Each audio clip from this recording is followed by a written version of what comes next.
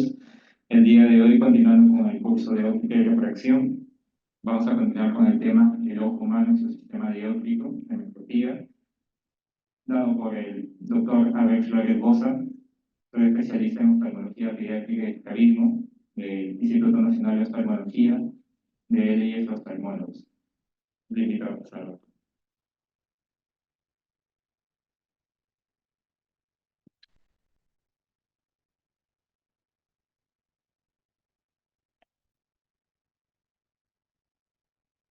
Muy buenos días. Muchas gracias por la invitación al comité organizador para poder conversar sobre este tema que es el ojo humano y su sistema dióptrico, emetropía y emetropización.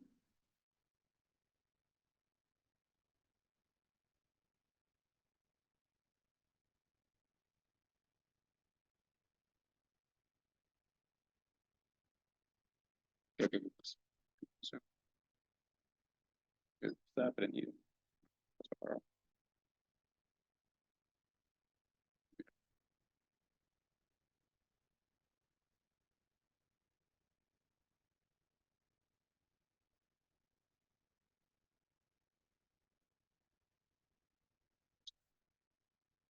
Ok, entonces empezaremos hablando de lo que es, ¿qué es emetropía? ¿Qué entendemos por emetropía? Entonces, la emetropía va a ser el estado refractivo del ojo, siempre con la acomodación relajada, en el cual el punto remoto se sitúa en el infinito. En otras palabras, ¿qué significa emetropía? Fíjense ustedes esta imagen que está acá abajo. Entonces, cuando tenemos los rayos que vienen de un objeto distante, ubicado en el infinito, estos rayos paralelos van a hacer foco en la retina. Entonces, eso es lo que se conoce como emetropía. ¿Y por qué es importante conocer la emetropía? Porque obviamente siempre para conocer lo anormal, primero tenemos que conocer qué es lo normal, ¿correcto? Entonces, ahora sí podemos continuar con la charla. Entonces, les diré de manera de introducción que este es un gráfico del estado refractivo de una corte de más o menos alrededor de 700 niños de 3 meses. Entonces, fíjense ustedes que cada una de estas barras representa la frecuencia del estado refractivo para esta edad. Y vemos que los datos están agrupados y están distribuidos de manera tal que esto forma una distribución normal. Recuerden ustedes la campana de Gauss de nuestro curso de estadística, ¿sí? Entonces, a los 3 meses, la distribución del estado refractivo de los infantes presenta una distribución normal gaussiana, ¿correcto? Y fíjense ustedes que la media está alrededor de unas 2 dioptrías positivas, es decir, de hipermetropía. Pero, ¿qué pasa si hacemos un gráfico del estado refractivo de los pacientes alrededor de los 18 años? Entonces, el gráfico se va a mostrar de la manera como estamos viendo acá. Y entonces, la distribución de los datos ya no va a seguir una distribución normal, ya no va a seguir la campana de Gauss como habíamos visto que sucede alrededor de los 3 meses. Fíjense ustedes que acá lo que vemos es un agrupamiento de los datos alrededor de la media, ¿sí? Y existe una mayor variabilidad hacia los extremos. Entonces, esta distribución es lo que se conoce como una distribución leptocúrtica. Es decir, la figura ya no es como la anterior, sino, una vez más repetimos, los datos están más pegados hacia la línea media, ¿correcto? Pero además se ve que cuando analizamos el estado refractivo en los adultos, esta va a tener una desviación negativa. ¿Qué significa eso? Que los datos van a estar mayormente hacia el lado negativo, dado que ya alrededor de los 18 años aparece miopía en un gran grupo de sujetos. Este es un gráfico para poder puntualizar lo que acabamos de señalar. Esta es la curva de distribución normal o mesocúrtica. Y esto es, diríamos, esta es la forma de distribución del estado refractivo a los 3 meses de edad. Y esta leptocúrtica es la distribución del estado refractivo a los 18 años de edad. Entonces, el análisis que tenemos que hacer es cómo es posible que si a los 3 meses tenemos este estado refractivo, ¿qué es lo que hace que la gran variabilidad que se observa en esta distribución va a disminuir la desviación estándar y la mayor cantidad de datos se van a agrupar alrededor de la media, como sucede a los 18 años? Entonces, eso no es casual. Y eso es lo que se propone que es debido al proceso de hemetropización. ¿Se entiende, verdad? Entonces, la mayoría de las variables, cuando analizamos nosotros cualquier variable, de lo que ustedes deseen, casi siempre estas variables van a tener una distribución normal gaussiana. De hecho, cuando analizamos, por ejemplo, al año el poder corneal, cuando analizamos el poder del cristalino, cuando analizamos la longitud axial, van a tener una distribución normal. Pero cuando estas variables se juntan y analizamos el estado refractivo en la adultez o los 18 años, estos datos se agrupan alrededor de la media y forman esta distribución leptocúrtica. Entonces, este es un proceso que se ha determinado que no es al azar. Es un proceso que está conducido por algo y eso es lo que se llama el proceso de hemetropización. Entonces, el proceso de hemetropización va a ser aquel que va a igualar la potencia óptica del ojo con su longitud axial. Recuerden ustedes que al nacer más o menos el ojo mide como 17 milímetros, pero más o menos a los 18 años el ojo va a medir alrededor de 23 milímetros. Entonces hay un cambio miópico más o menos de 15 dioptrías por ese crecimiento axial. Entonces, ese crecimiento del ojo tiene que ser compensado por una modificación de la potencia dióptrica del ojo. ¿Cuál es el objetivo de la hemetropización? Es reducir los errores refractivos y lograr la hemetropía. Entonces, el ojo humano está genéticamente determinado para lograr la hemetropía. Y es por eso que suceden esos cambios que habíamos evaluado anteriormente. ¿No es cierto? Y esta hemetropía lo importante es que debe adquirirse más o menos en la juventud o la adultez temprana y debe mantenerse con el avance de la edad. ¿Correcto? Entonces, fíjense ustedes qué interesante es el proceso. Ahora, muchos estudios han determinado lo que sucede en el desarrollo y la mantención de la hemetropía.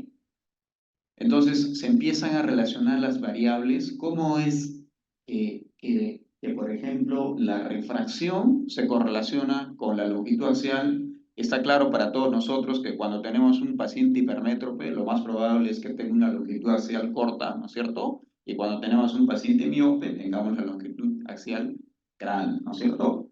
Y eso perfectamente está correlacionado y se correlaciona tanto en los hemétropes como en los que tienen ametropía.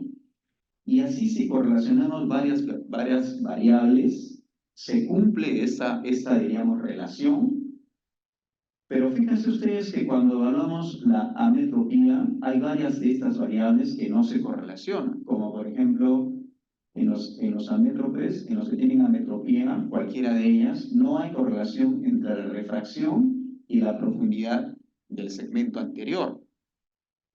Tampoco va a haber correlación entre poder dióptrico del globo ocular y la profundidad del segmento anterior.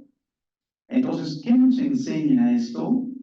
Que en los pacientes que no logran la emetropía debe existir alguna alteración en el desarrollo de estas variables que va a hacer que pierdan la emetropía. Entonces, el tema es un poco complejo. Y entonces, ¿cuáles van a ser los cambios que se van a producir en el ojo humano para lograr esta emetropía? Nos habíamos dicho que el primer cambio va a ser la modificación en la longitud axial, ¿cierto? Al nacer, el ojo ocular mide alrededor de 17 milímetros y en la adultez alrededor de 23 milímetros. Entonces, el primer cambio va a ser un crecimiento del globo ocular del niño. El segundo cambio va a ser un aplanamiento de la córnea y esto va a determinar una disminución del poder dióptrico de la córnea. Y el tercer cambio va a ser cambios en el cristalino que también va a provocar una disminución del poder dióptrico del cristalino. Pero veamos primero respecto al crecimiento del globo ocular. Entonces, ha sido estudiado que el crecimiento del globo ocular tiene tres fases.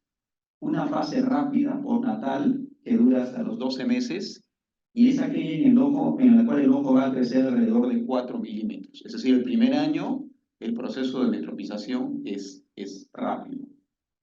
Una segunda fase que es muy lenta, que va desde el año hasta los 5 años, y en esa fase el ojo solo crece alrededor de 1 milímetro. Y una tercera fase, en la juventud, que el ojo crecería hasta los 13 años alrededor de 1.4 milímetros. Entonces, esto es lo que inicialmente se pensó que el ojo terminaba de crecer a los 13 años. Sin embargo, en estudios, bueno, este es un gráfico para poder ver de manera, digamos, de otra manera, lo que acabamos de mencionar es, fíjense ustedes cómo hay un incremento de la longitud axial durante los primeros años de vida o el primer año de vida de manera rápida, exponencial, y después ya el crecimiento es lento hasta alcanzar los 23.5 milímetros en la adultez. ¿Correcto? Entonces les decía que hasta hace algunos años se creía que el globo ocular crecía hasta los 13 años. Sin embargo, estudios posteriores ya determinaron que el ojo crece, la longitud axial se elonga hasta los 18 años. Thorndike planteaba, como se decía, que culminaba a los 14, pero después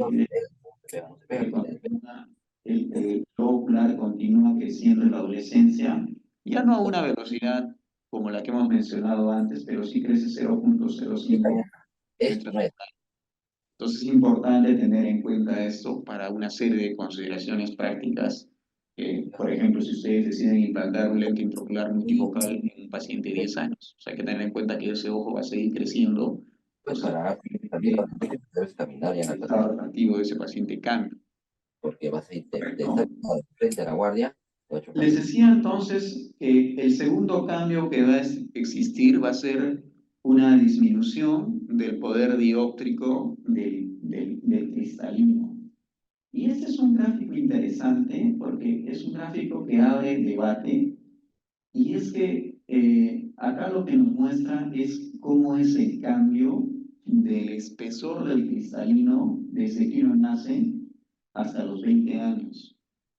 Entonces, hay una serie de estudios que lo que inicialmente decían era que el espesor del cristalino disminuía con la edad y eso era, digamos, la razón por la cual disminuía el poder dióptrico del cristalino. Sin embargo, haciendo estudios ya con ecobiométricos, se determinó que en realidad el espesor del cristalino no varía mucho, por lo menos hasta los 20 años de edad. Puede haber una etapa en la cual existe un adelgazamiento, pero no es un adelgazamiento marcado. Entonces, realmente, el factor que hace que disminuya el poder dióptrico del cristalino no es un cambio en el espesor del cristalino. Entonces, el poder del cristalino no está directamente relacionado con su espesor, como se creía algunos años anteriores. Y entonces este es un gráfico para poder determinar más o menos alrededor cuando uno nace, 35, 37 dioptrías, y eso disminuye alrededor de 18 dioptrías en la adultez. ¿Correcto? Entonces, este es el segundo proceso para lograr la hemetropización.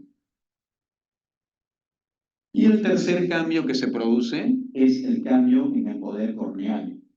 Entonces, y este es un gráfico del valor teratométrico del poder dióptrico de la córnea, pues, desde la prematurez hasta la adultez.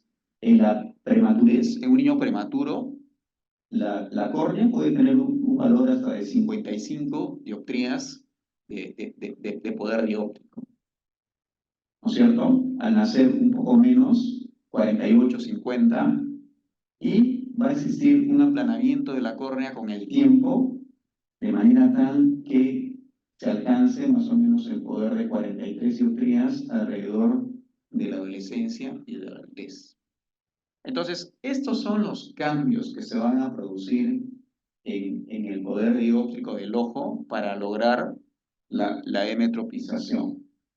¿Correcto?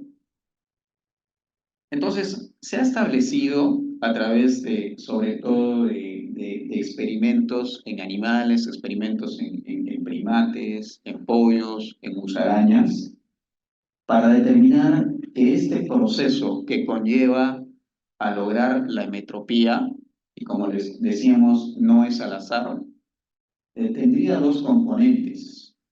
Y lo ponemos en condicional porque esto siguen siendo teorías. Tendría un componente pasivo y un componente activo. Entonces, el componente pasivo precisamente es el que acabamos de señalar.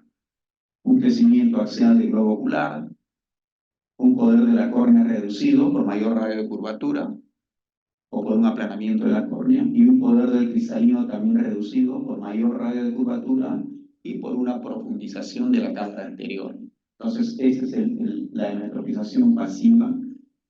Pero existe también un fenómeno activo, y esto se cree que es por una retroalimentación de la información de desenfoque que se produce desde la retina, y eso va a ajustar el cambio en la longitud axial del globo ocular. Este proceso activo además va a estar influenciado por la herencia, y esto se ha podido demostrar en gemelos homocigóticos que tienen un estado refractivo muy similar, con parámetros en cada uno de los poderes dióptricos por separado del ojo muy similares, y también está influenciado por factores del medio ambiente. Bien, entonces, este es un gráfico para mostrar, por ejemplo, en el modelo animal, cómo es que interactúan las diferentes variables para lograr este proceso de hemetropización, por lo menos la hemetropización activa. Entonces, hablábamos hace un rato que va a existir un desenfoque en la retina, ¿correcto? Recuerden ustedes que habíamos visto que cuando al nacer, el estado refractivo, por así decir, más común es la hipermetropía, más o menos un +2, ¿correcto? Entonces, ese desenfoque retinal a través de un proceso local va a ser lo que va a conducir a la hemetropización. A través de cambios en la acomodación, lo cual va a determinar cambios en el poder refractivo de la córnea y del cristalino, cambios en la coroidis y en la esclera, y esto se convierte en un feedback para poder lograr este proceso de la hemetropización. Entonces, ¿cuál es la implicancia clínica de entender este proceso? Que si yo tengo un neonato y que yo lo refracto y tiene, por ejemplo, +3 de hipermetropía, y yo a ese neonato, por el factor que puede ser por desconocimiento, le receto lentes, entonces esta corrección temprana del error refractivo neonatal podría alterar este proceso de hemetropización por modificación del desenfoque. Entonces ustedes, al corregir esa hipermetropía, le quitan el desenfoque y le pueden truncar el proceso de metropización. ¿Se entiende, verdad? Entonces, Y claramente se ha demostrado también en modelo animal que si yo tengo un ojo, por ejemplo, de un ojo de no sé, una musaraña puede ser, y yo le antepongo un lente positivo, este lente positivo lo que va a hacer va a producir un desenfoque miópico, ¿correcto? Dado que la imagen se va a formar por delante de la retina. Si yo induzco este foco miópico a través de este lente positivo, lo que voy a hacer es que exista una disminución del crecimiento del ojo, entonces voy a inducir una hipermetropía. Y caso contrario, si yo induzco un desenfoque hiperópico a través de un lente negativo, lo que voy a estimular es que este globo ocular crezca para alcanzar este foco inducido por el lente negativo.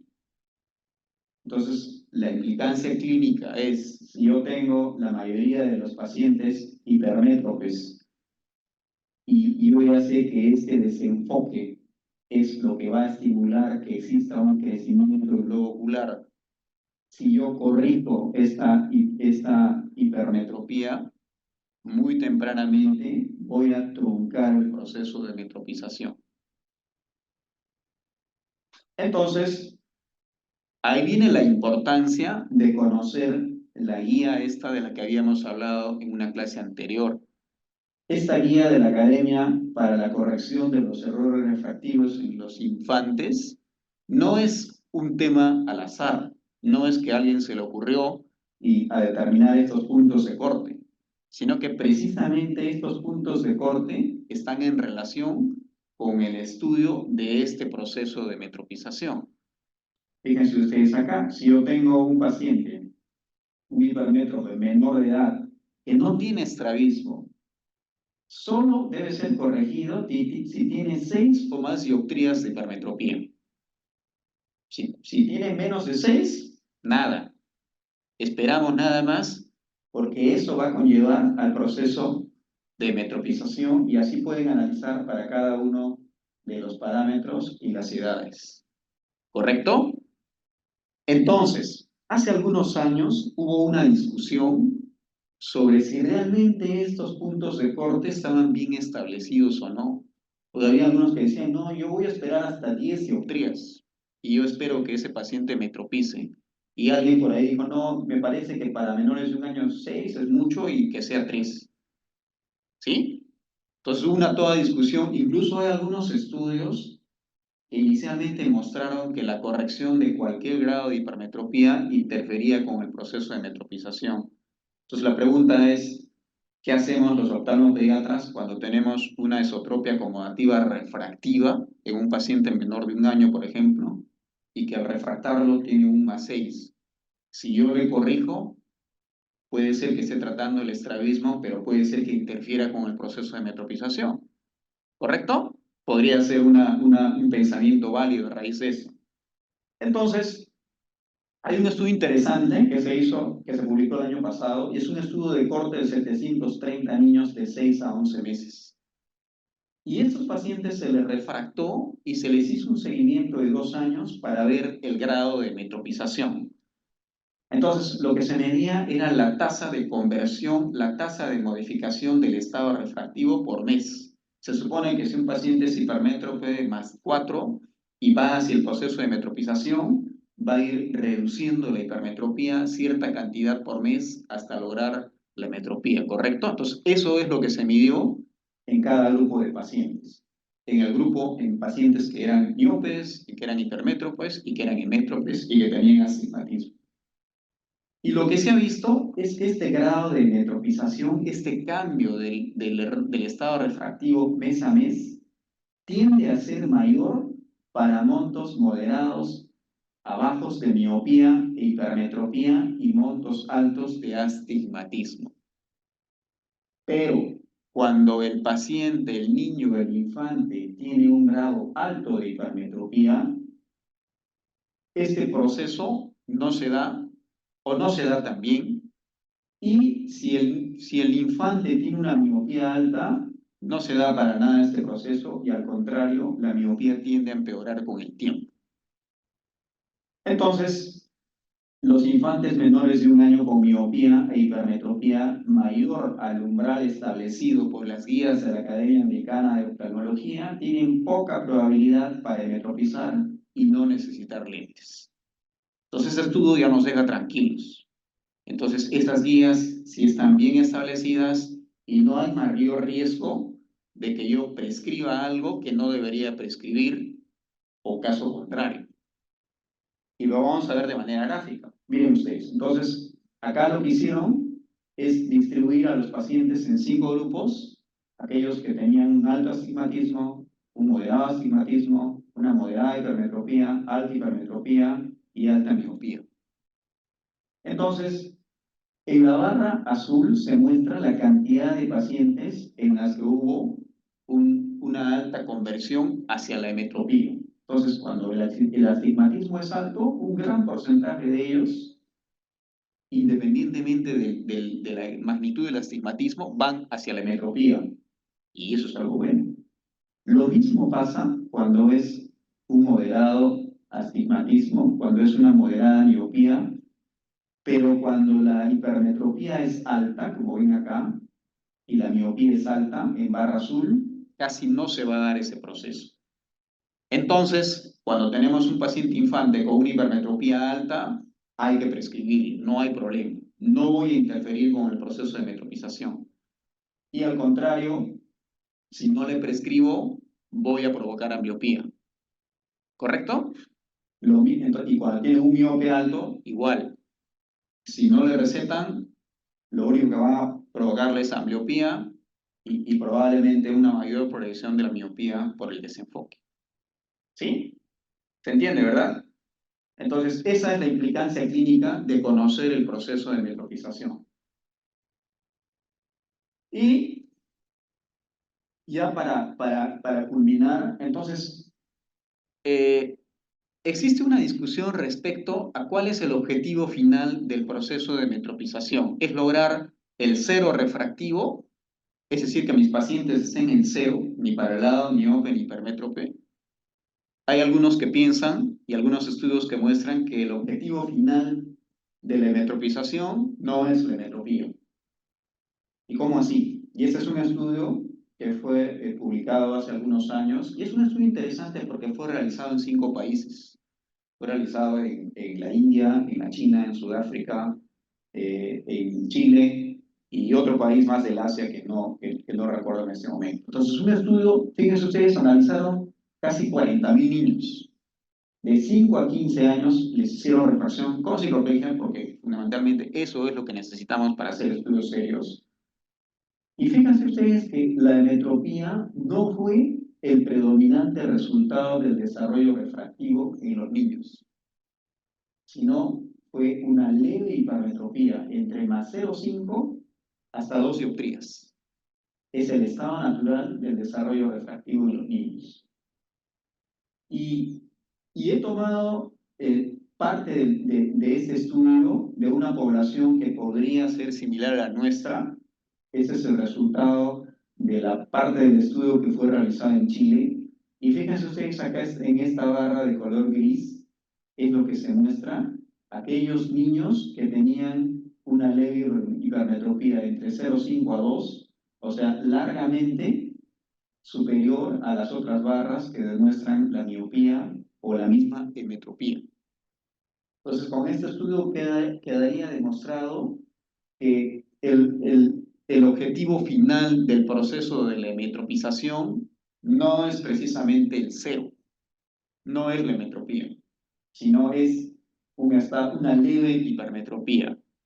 Y lo interesante de este estudio es que aquellos niños que alcanzan la emetropía, es decir, el cero, durante la niñez, va a conllevar el riesgo de progresión hacia miopía, porque va a continuar todavía el proceso de metropización, entonces el paciente se va a ir hacia el lado negativo y se va a hacer miope. ¿Sí? Y entonces, este estudio es interesante por lo que ahora, este es un ensayo clínico que se inició el año pasado, que lo que busca entonces es, como tenemos una gran pandemia de miopía, y seguramente lo van a ver esto en la clase de miopía, solo para adelantar, una preocupación creciente en el mundo es que sobre todo en países asiáticos, la prevalencia de miopía crece año a año de una manera exponencial y sobre todo en edades jóvenes. Entonces, si acabamos de ver que el objetivo final del proceso de metropización no debería ser la metropía, sino una leve hipermetropía, y aquellos niños que alcanzan la metropía, es decir, el cero, se van a hacer miopes, lo que se está buscando es formas de retrasar la hemetropización, ¿ya? Y este es un ensayo clínico controlado, entonces se han tomado 160 niños de 6 a 8 años con riesgo de desarrollar miopía. ¿Quiénes están en riesgo de desarrollar miopía? Aquel niño que tiene papá y mamá, por lo menos lo han definido así en el estudio, que sea miope mayor a 3 dioptrías negativas. Entonces, ese niño tiene alto riesgo de desarrollar miopía. Entonces, la condición es que el niño obviamente tenga esta refracción, que no sea miope, y a estos pacientes les administran un lente que es el lente de foco. En realidad es un lente que tiene una zona central plana con zonas de múltiples segmentos de poder positivo periféricos, como está la figura acá, y esto seguramente lo van a ver en la clase de miopía, es el lente TIM. Y entonces el objetivo es evaluar el cambio de la refracción ciclopégica a los 2 años. Entonces el objetivo de este ensayo clínico es retrasar el proceso de la hemetropización con la finalidad de disminuir la prevalencia de miopía en la población. Y muy bien, eso era lo que quería compartir con ustedes. No sé si tienen alguna pregunta.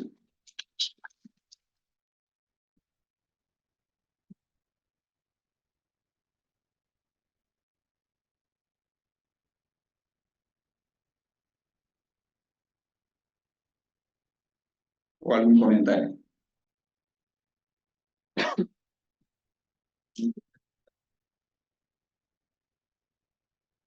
Este, ¿cómo puedes determinar o cuánto es que un niño de 1 año, 2 años, 3 años médico, entiendo que es relativo? Yo me imagino que tiene que una madre para tener un niño de 1 año, porque ¿qué signos de ver que no debería estar dando? Porque es muy complicado, ¿no? Y evidentemente no me copiar, pero ¿cómo detectas esto para determinar que es por peligro?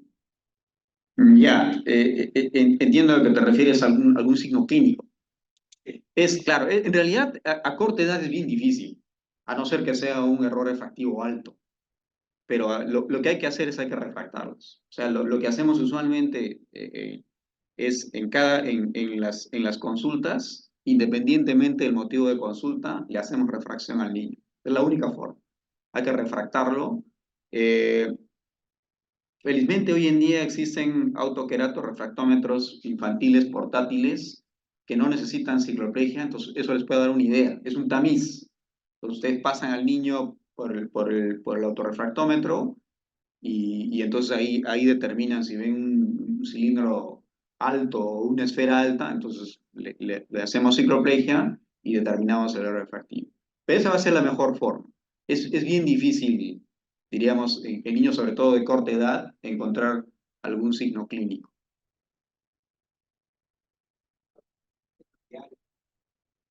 Algo que tú también tienes que familiar, algo que sea libre, sino es un tamizaje que está en toda población y Sí, precisamente esa, por ejemplo, es la razón por la cual en la guía de crecimiento y desarrollo es que hace algunos años, justamente por un trabajo que se hizo acá en la dirección ejecutiva este, de, de normas, ¿no es cierto? Y promoción y prevención en salud, es lograr que en la guía de crecimiento y desarrollo del niño se incluya la evaluación visual incluyendo el estado refractivo con cicloplegia. Va a ser la única forma, y esa es en realidad la tarea de nosotros como personal de salud visual, el, el, el buscar los errores refractivos en los niños. Sí, Anita.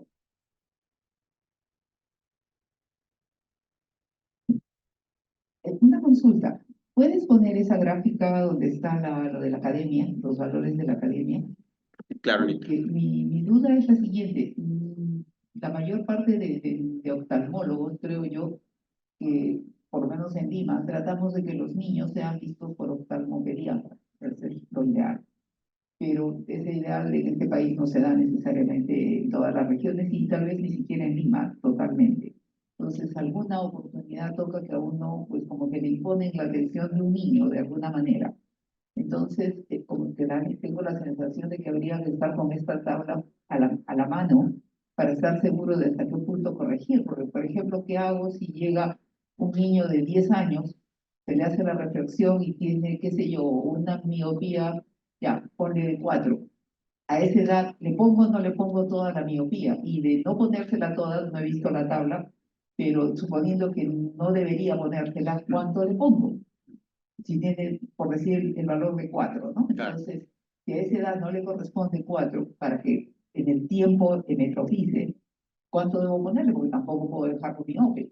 El padre no va a entender el por qué el niño no ve y yo no le pongo lentes. Entonces, ¿qué hacer en esos casos, no? Especialmente para el oftalmólogo general, que ve niños no tan pequeñitos, probablemente no vemos de 1 año, 2 años, eso está muy claro, pero sí nos pueden llegar hasta niños de 15, 14, estos límites que incluso en talla son más grandes que nosotros, pero que siguen siendo niños. Entonces, ¿es conveniente tener este cuadro pegado en el consultorio, por ejemplo? Claro, esa es una excelente pregunta, Anita. Sí, sí, y definitivamente es, claro, esto no es una receta de, digamos, de cocina, como decimos. Es una guía importante a tenerla presente, es una muy buena guía. Este, y fíjense ustedes que la edad va hasta 4 años, que ya es el grupo más, diríamos, por llamarlo así, más difícil. Ahora, es importante entender que cuando tratamos de un niño grande, entonces claro, el proceso de mitropización es importante, como lo hemos señalado, pero recordemos que también existe el tema de la agudeza visual, ¿correcto?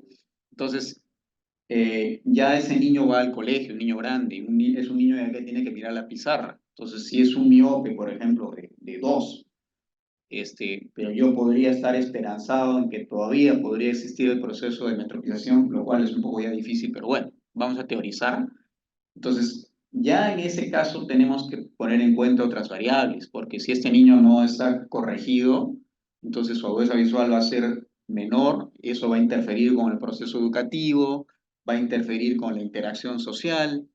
Entonces, son varios factores que hay que tomar en cuenta cuando uno decide prescribir el lente, ¿correcto? O sea, esa es una guía muy buena, hay que tomarla como referencia, y a partir de esto ya podemos ir añadiendo otros factores. Por ejemplo, y siempre le señalamos sobre todo a los médicos que están en formación, que cuanto más temprano yo pueda determinar la agudeza visual en los niños, ese factor va a ser fundamental para tomar decisiones, por ejemplo, sobre la prescripción o no.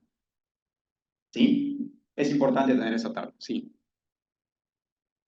Sí, Pedro. Sí, Averito, gracias. Como siempre, excelentes charlas las tuyas. Muy interesante. Saber que el proceso de hemetropización, nosotros los oftalmólogos tenemos mucha responsabilidad a la hora de tratar de prescribir, ¿no? Sobre todo a pacientes de esta edad, ¿no? Eso es lo que hay que tener en mente, ¿no? Ahora, en relación a recomendaciones para la actividad diaria de los niños, ¿no? Y ahí un poco indirectamente lo mencionaste, más adelante se va a hablar de una epidemia de miopía, ¿no? En los últimos años y lo que se viene para el futuro, ¿no? En ese punto, digamos, cómo se altera sé que no es el punto, el foco que tú has entendido, pero cómo se altera, adelántanos un poco, este proceso de metropización con la actividad recomendada para los niños, ¿no? Lectura, uso de tablets, actividades abiertas, digamos. Ya, esa es una excelente pregunta. Gracias por la pregunta. Cuando habíamos hablado, en el proceso de metropización existe el proceso pasivo y el proceso activo. En el proceso activo, precisamente, está lo que acabas de señalar. Por ejemplo, vamos a hablar de la actividad visual de cerca. Entonces, está ya, diríamos, más o menos esclarecido que la actividad visual de cerca va a influir en este desenfoque y en todo este proceso. Entonces, ahí ya viene la teoría sobre si es que tenemos un proceso de metropización, entonces, ¿por qué tenemos pacientes amétropes? ¿Por qué tenemos ametropía? Por una falla en el proceso de metropización podría ser una opción, pero en realidad eso va a ser solo en muy pocos casos. En la mayoría va a ser pacientes que metropizaron bien y después vino el problema por ejemplo, de la miopía. Entonces, la actividad visual de cerca, el exceso de actividad visual de cerca, sí se ha determinado que es un factor que puede interferir con el proceso de metropización. Ese es un factor de riesgo para miopía. Y recuerden ustedes que en la miopía otro factor de riesgo viene a ser la poca exposición a la luz solar. No está claro exactamente, tiene que ver algo con la dopamina probablemente, pero la luz solar es importante para la regulación del crecimiento del globo ocular. Entonces, aquellos niños que están muchas horas en actividad visual de cerca, aquellos niños que tienen pocas actividades al aire libre, tienen más riesgo de desarrollar ametropías y sobre todo miopía. Y eso es algo con lo cual tenemos que educar como oftalmólogos a los papás, porque, como decía hace algunos años el doctor Castro, es el smartphone o la tablet se ha convertido en la niñera de nuestros infantes. Entonces, para que el niño esté tranquilo, le damos la tablet, le damos el celular y ahí está, perfecto. No llora, no pide leche, ¿no es cierto? Entonces, eso es algo que tenemos que corregir. Y también me trae a colación justamente lo que acabas de señalar, la importancia de una prescripción adecuada. Y fíjense ustedes este gráfico. Si ustedes tienen un paciente, un pequeño, por ejemplo, se me ocurre, de 4 años, y que ustedes lo refractan o no le hacen cicloplegia y le hacen una refracción y le encuentran una esfera de -2, ¿ya? Que puede darse. Pero pequeño. Y ustedes le prescriben ese -2, lo que van a producir es un desenfoque hiperópico y en realidad lo que van a estimular es un crecimiento del globo ocular. O sea, le van a inducir más miopía si ustedes no lo refractan bien. ¿Sí? Y lo mismo pasa para un paciente hipermetro. Entonces, ahí viene la importancia de refractar bien y con cicloplegia a los pacientes. Entonces, el gol estándar para la refracción en niños es el uso del retinoscopio. ¿Correcto? Entonces, a los médicos que les dan información, ese aparatito no es un aparatito que quedó obsoleto.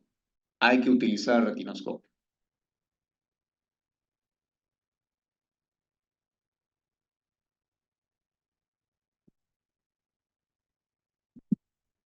Buenos días, gracias David por tu presentación. Mi pregunta es, ¿a qué edad la curvatura corneal en los niños es igual a la de los adultos? Como para tener criterio, por ejemplo, para diagnóstico tipo queratocono, donde no tenemos definidos los criterios todavía en niños, si no se toma igual en niños que en adultos, ¿no? Entonces, ha habido casos de niños de 4 o 5 años que impresiona que tienen queratocono por la curvatura. Claro que hay que asociar otros factores, pero si vemos solo curvatura, ¿a qué edad o cómo podríamos hacer un diagnóstico temprano, por ejemplo?